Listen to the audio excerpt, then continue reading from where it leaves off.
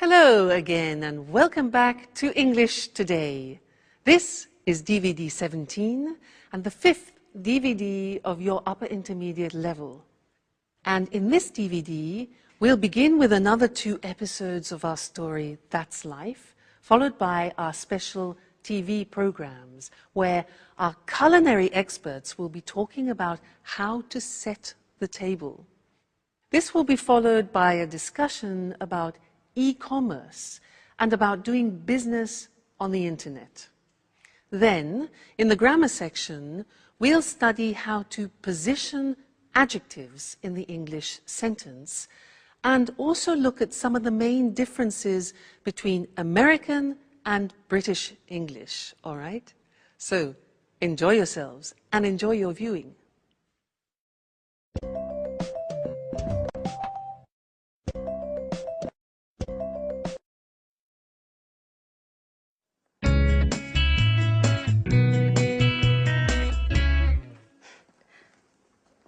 I knew it.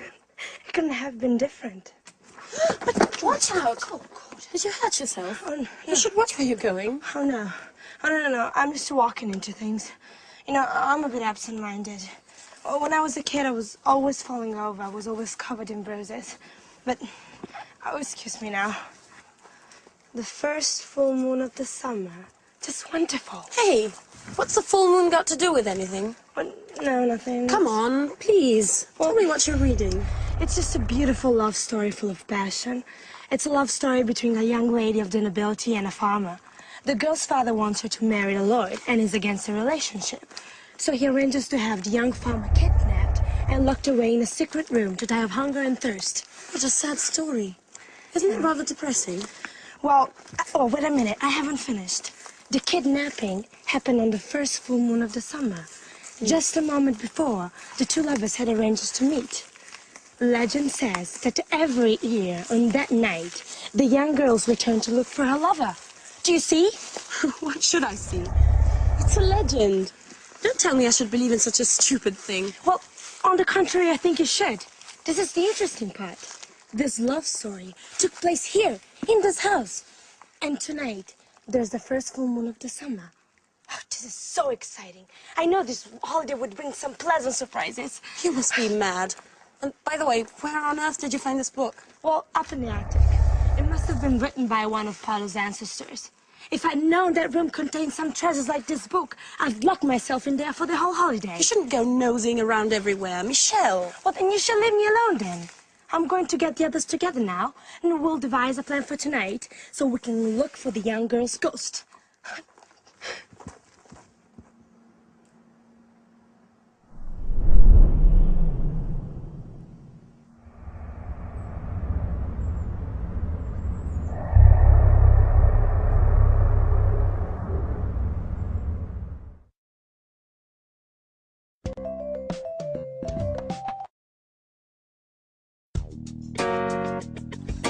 Hey, Sarah! Like a flip?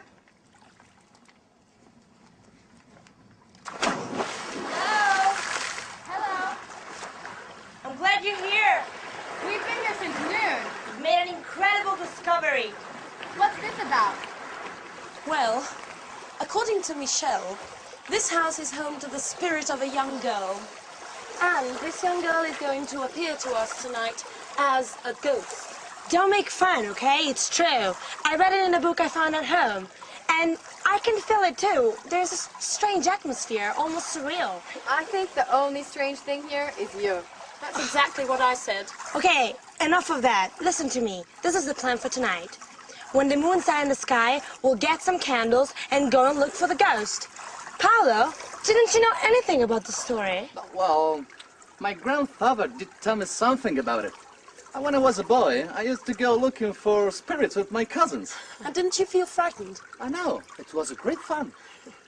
Sure, everyone knows ghosts don't exist. Oh, you're wrong there. You know, one night, we heard some strange noise.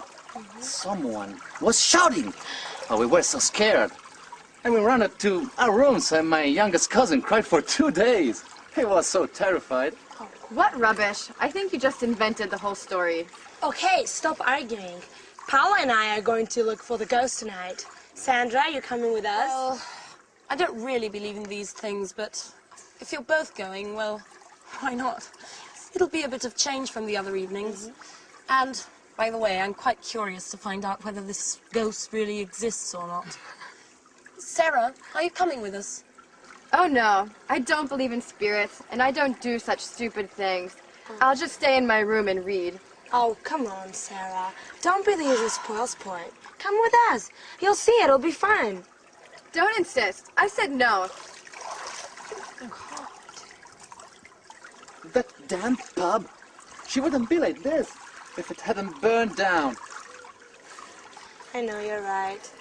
Let's try not to let our problems get us down. Sandra, can you call Mike and Anne? And we'll tell them what's the plan for tonight. Okay.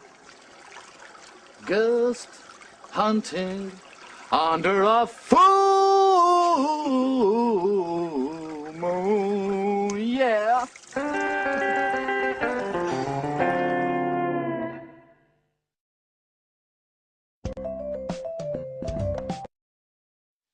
Hi everyone, and welcome back for another lesson.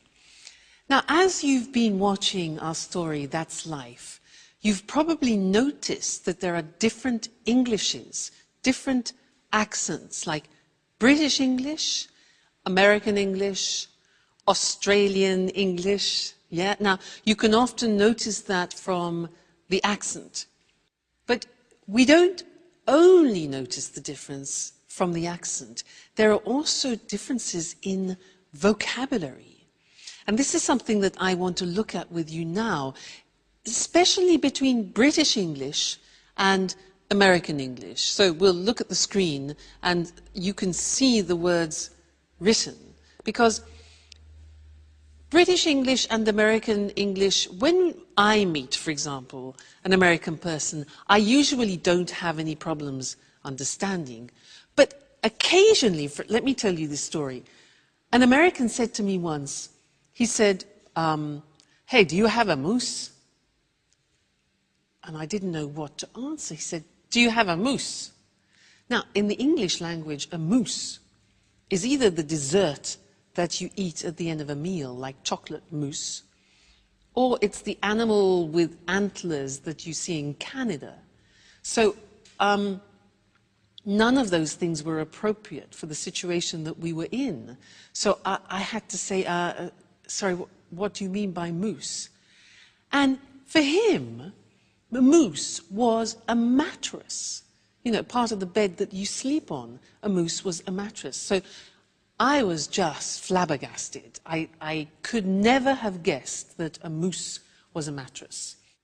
So let me show you or introduce you, maybe you know some of these already, especially if you watch the cinema a lot. Some of the difference in terminologies and vocabulary between American and English, all right? Now, look at the screen. In British English, we talk about living in a flat, which is a small house in a condominium. So that's a flat. But the Americans tend to call that an apartment, all right? Then we in England have gardens, which are often attached to our houses or our flats. But in America, they call that a yard, all right? A yard. So in my backyard, you often hear. Then when you have rubbish, in England, we put the rubbish in a rubbish bin. But in America, rubbish is garbage. So they put their rubbish in a garbage can. So rubbish bin, garbage can. If I say in British English, I'm going to town, the Americans will say, I'm going downtown. I'm going downtown. In England, walking along the streets, the part beside the street itself, beside the road, is called a pavement. But in America, that is called a sidewalk. Pavement, sidewalk. We put our cars in a car park, but in America, they call a car park a parking lot. Okay? Parking lot. In Britain, we drive on motorways, whereas in America, you will hear the word freeway or highway or even superhighway. All right, so motorway in Britain, freeway, highway in America. Then when all the roads come together, we call that in English a junction. But the Americans call it an intersection. Junction, intersection. When we are traveling in our cars, we go and we buy petrol. The Americans buy gas or gasoline. For us, gas is a liquid air. So, gasoline in British English is petrol. Okay? Then, in England, we go to the cinema. In America, they prefer often to use movies, go to the movies. Then, for example, if you go to a theatre and you want to go to the wardrobe, for example, and leave your coats, etc., very often in America, that is called the closet. So, wardrobe, closet. Then, if you're in a restaurant, to begin with, we in England have a starter. The Americans have an appetizer. And this is very interesting. When you take potatoes and you fry them, and for example, you have it with steak, in English, those are called chips. The Americans use French fries.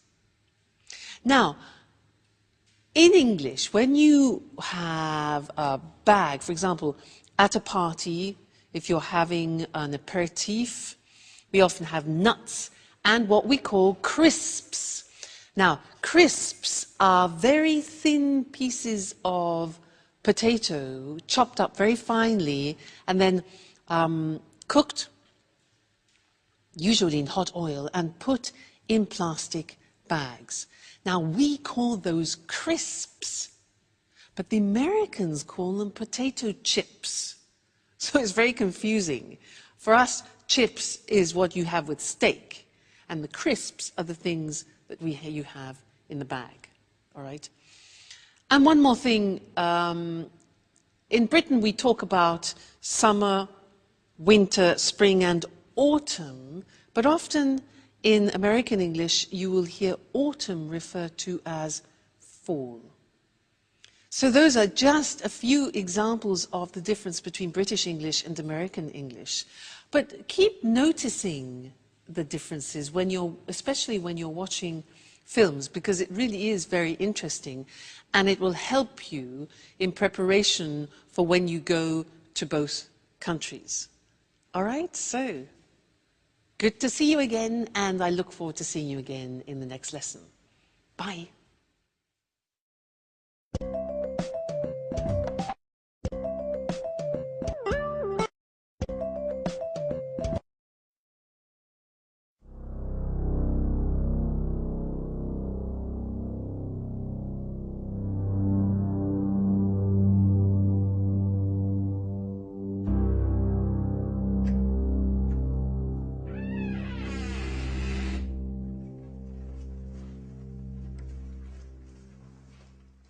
So, this is the abandonment?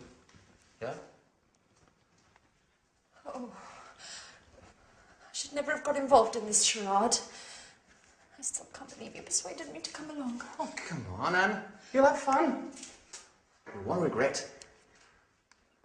Can anyone tell me exactly what it is we're looking for? Mike, do you ever listen when people talk to you? We're looking for the ghost of a young girl. Legend says that when the full moon's high in the sky, she returns here to look for a young lover. She walks up and down the secret spot where she used to meet him. And where is the secret spot? Well, we don't know. But Paolo told me that last year he'd heard strange sounds coming from this house. Huh, we can start from here. Where here? How can we possibly if we can't see anything in the dark? Don't worry. I know this place very well. Okay, silent. Otherwise, we're not gonna hear anything.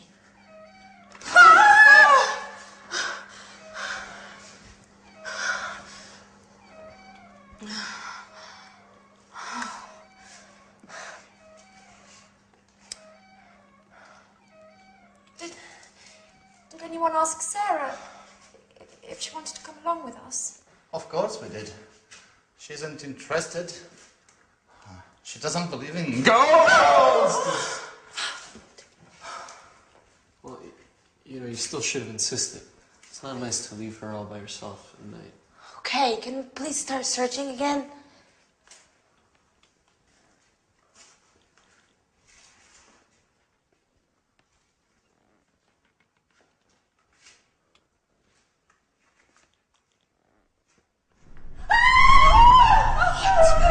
What? Somebody here! Somebody I don't see anything. Are you sure? touched me on my shoulder. Yes, I'm sure. I'm sure they squeezed my shoulder.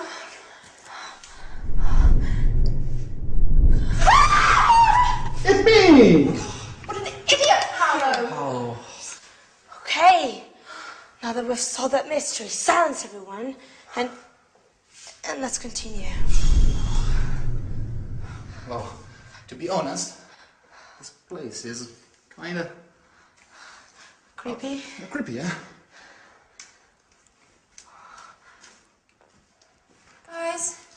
Guys, wait for us. Please.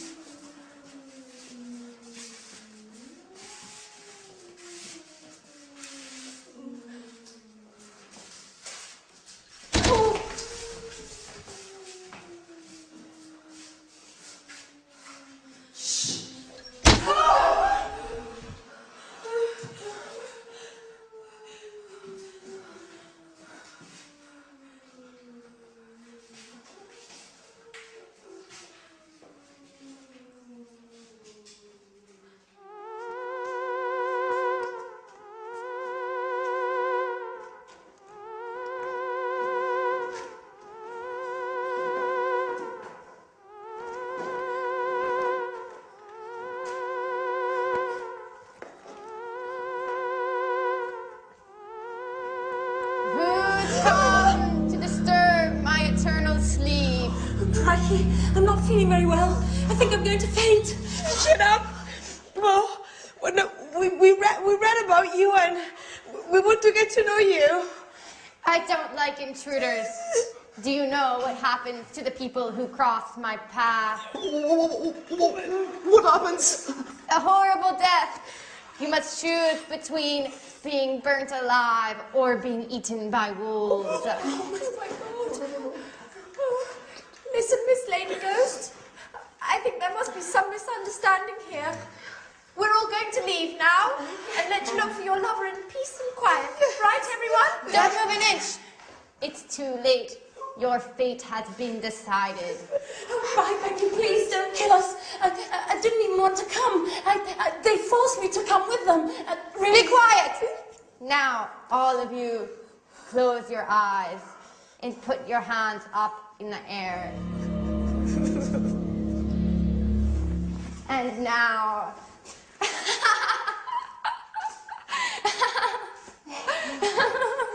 Sarah!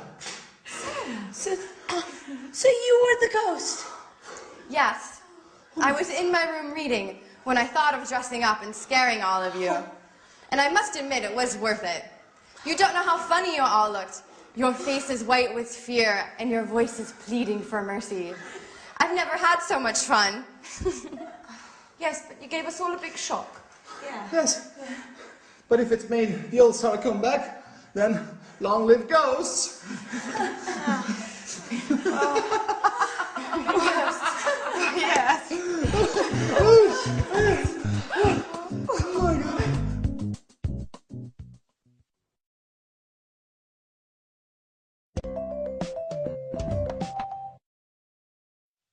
Do you believe in ghosts?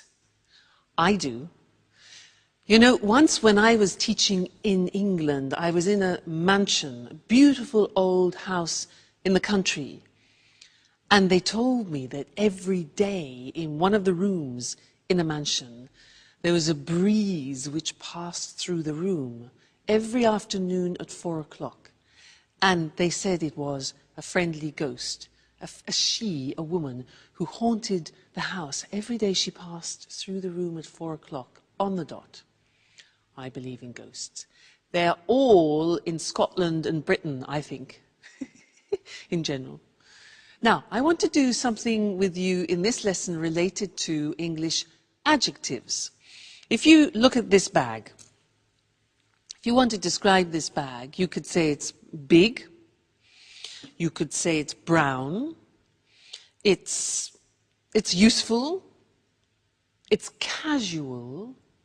So these are a few adjectives which you could use to describe the bag. Now, the problem is if you want to use more than one or two adjectives before the noun, how do you order them? Do you say it's a big, casual, useful brown bag, or it's a brown, big, casual, useful bag? That's the problem. Well, in English, there is an order, a specific order, which we're now going to look at on the screen together, so that you can decide every time you're using adjectives what order to put them in. Let's take the bag. So look at the screen. The first adjective that we would say is the adjective of opinion. So, adjectives of opinion are, for example, interesting, boring, fascinating, in this case, useful, okay, or even casual. Then we talk about the dimension or the size. So it could be big, small, thin, thick. In this case, the bag is big. After, we talk about the age. Is it new? Is it modern? Is it ancient? Is it old? And I think we could say about this that it's a new, more or less, a new bag. So far we have a useful, big, new bag. Then we talk about the shape. This bag is square. It could be oval. It could be round. So we've got shape. Then we talk about the color. For example, pink, blue, light green, brown. After that, the origin. Is it French, English, American, Italian? Okay. And then the material it's made of. If it's wooden, plastic, woolen, cotton in this case. So, if we want to describe this bag using all those adjectives, it would become this. Its opinion. A casual, big, new, follow the screen, new, square, brown, Italian cotton bag. Okay? Now, we don't usually put 8 or 9 adjectives before the noun, but if you do want to use 3 or 4, then that's the order which you follow. And remember that in English, all adjectives go before the noun, not after, because in some languages you can put adjectives before the noun and adjectives after the noun. However, in English, the rule is adjectives always before the noun. Okay? Great. So that's the lesson about adjectives, and I'll see you very soon. Bye.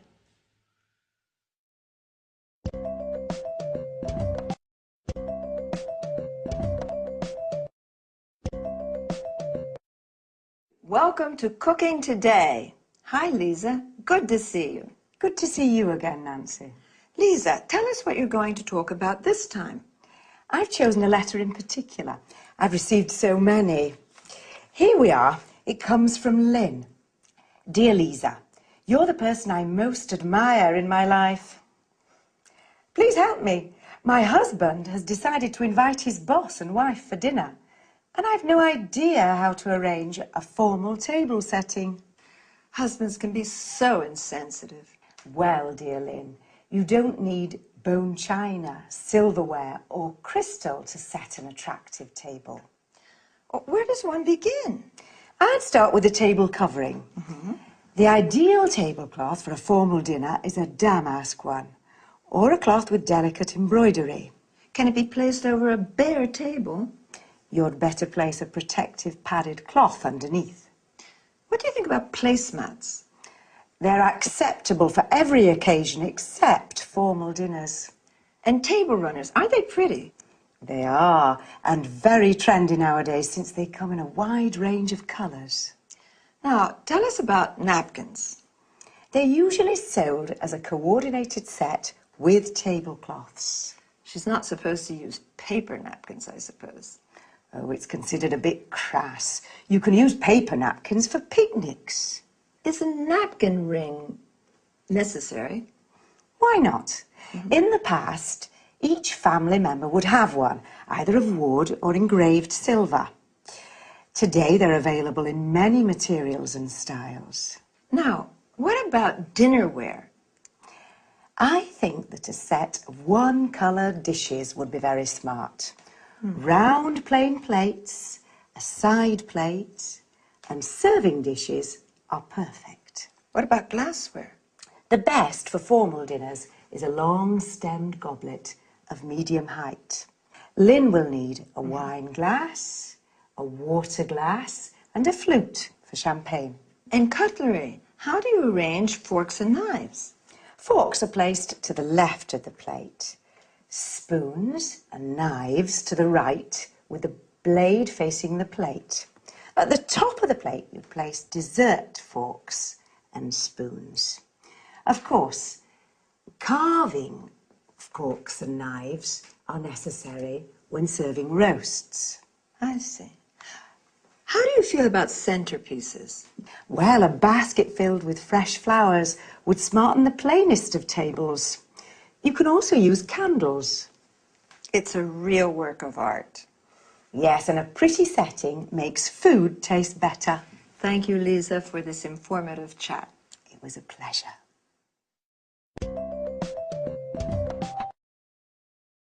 Now, let's see which term Lisa used to talk about table setting. First of all, she said there are different kinds of table coverings. A tablecloth is what we use to cover the table with during meals. Placemats are individual settings for more informal meals. Table runners are long and narrow pieces of fabric which can hold several places.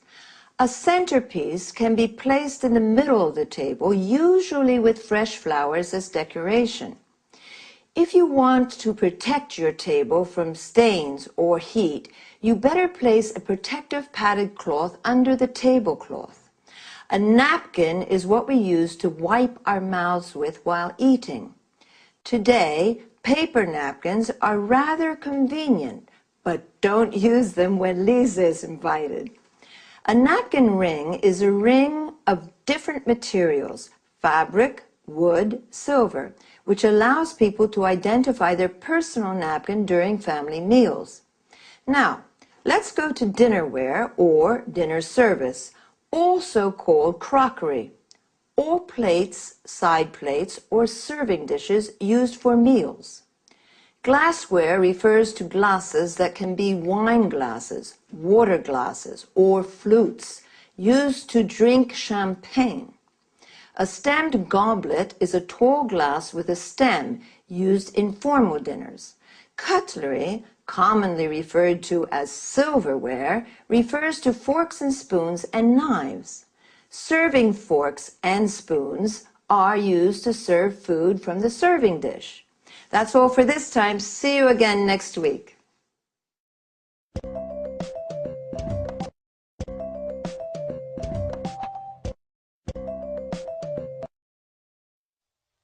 It's the new frontier of retailing. It's revolutionized the way we do business, and it brings in customers from all over the world. Of course, I'm talking about e-commerce. I'm Eric Brown, and this is Let's Talk, the discussion program with our commentators, Tom and Marie. Good evening, everyone. Good evening. Well, what are your thoughts on e-commerce? Do you buy things online? Of course I do. I always book low-cost flights, and I also buy DVDs and books on the internet, as most people do. I shop online not only for the convenience, but also to pay the lowest price possible on any given item. I used to visit different websites to shop around for the lowest price, but now that automatic comparison shopping is possible, my browser automatically shows me the prices for the same DVD at different online stores on the web. I can easily compare prices and choose which one to buy. Marie, did you know that you're a typical online shopper? In fact, 52% of online shoppers buy books, 41% buy leisure and travel items, including holidays and flights, and 40% buy DVDs and CDs. Well, Eric, online shopping is very popular today. In the UK, for example, 48% of people regularly shop on the internet. Did you know that economists put the value of online shopping in the UK at £2.26 billion and that the e-retail market is growing by 32% a year? Actually, that doesn't surprise me. E-commerce is having a huge impact on the way we do business. It's increasing markets, improving efficiency and effectiveness, and is transforming business processes. Tom, why are you so quiet? What do you think about e-commerce? Well, to tell you the truth, I'm very skeptical about e-commerce for many reasons. Why exactly are you skeptical? Well, let's start with the issue of security. Credit card details can be stolen, and it's possible to order goods from bogus companies, ones that don't really exist.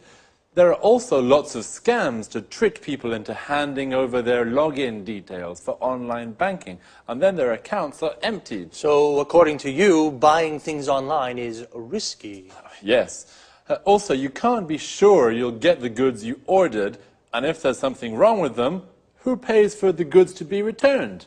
You do. Tom, I agree with you, but up to a certain point. There are some problems with e-commerce, but these problems aren't stopping people from spending more and more online. At the same time, e-commerce has many advantages for business people.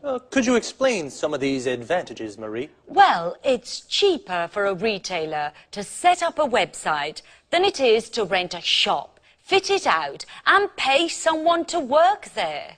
Besides, a website has global reach, so customers can come from all over the world. Okay, an interesting discussion. But I'm afraid, yet again, we've run out of time. Once again, I'd like to thank our commentators. Thank you. Thank you. And goodbye to everyone. And see you again next week for another edition of Let's Talk. The topic today was e-commerce, electronic buying and selling. More specifically, we spoke about e-retailing and online shopping. Retailing is the selling of goods directly to consumers. Consumers are the people who buy goods. Online means with the internet. So, online shopping is buying things on the internet. The e-retail market, that is the selling of goods online, is growing. Well, online shopping has its positive aspects and negative aspects. Marie said you can find the lowest price thanks to automatic comparison shopping. Automatic comparison shopping means your browser, the program you use on the internet, automatically shows you the prices of the same products at different online stores. An online store is a virtual shop on the web.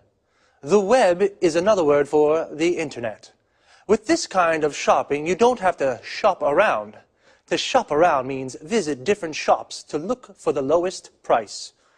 It's cheaper for retailers, people who sell goods to consumers, to set up a website Then to fit out a shop. To set up a website means to develop a website. Notice how we say to fit out a shop. This means to make a shop ready for use. For example, add shelves, lights, mirrors.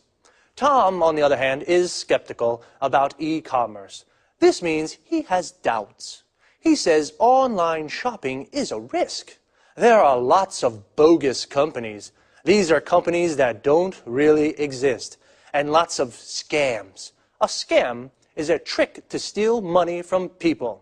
Again, we have run out of time. To run out of something means you have finished it. So, goodbye and see you again soon.